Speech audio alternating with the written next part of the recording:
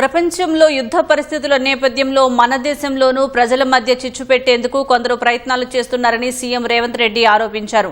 వీరి మాయలో పడవద్దని సీఎం రేవంత్ రెడ్డి ప్రజలకు పిలుపునిచ్చారు.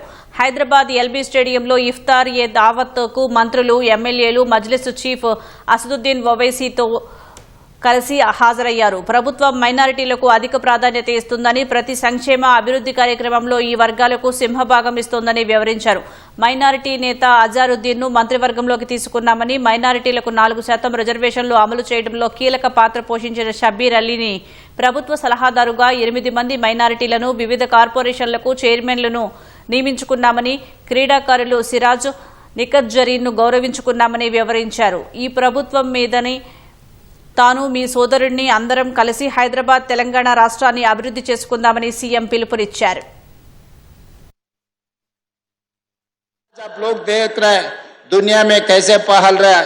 आज जो भी जंग चल रहा है एक तरफ से, ये हिंदुस्तान में भी अपने बीच में ये आग लगाने के लिए कुछ लोग कोशिश करते रहते हैं, मगर उस चक्कर में हम लोग नहीं पड़ना, क्योंकि हम सब लोग मिलकर मिले तो ही, हम सब मिलके मेहनत किए तो ही ये राज्य और ये देश तरक्की करने वाले. इसीलिए आप पूरे माइनॉरिटी भाइयों से मेरा एक ही गुजारिश है, हम लोग भाई है, आपस में मिलजुल के हम लोग तेलंगाना तरक्की के लिए काम करेंगे. इस सरकार जितना मदद कर सकता है माइनॉरिटी भाइयों के लिए, हमारे तरफ से सब कुछ हम कोशिश करेंगे.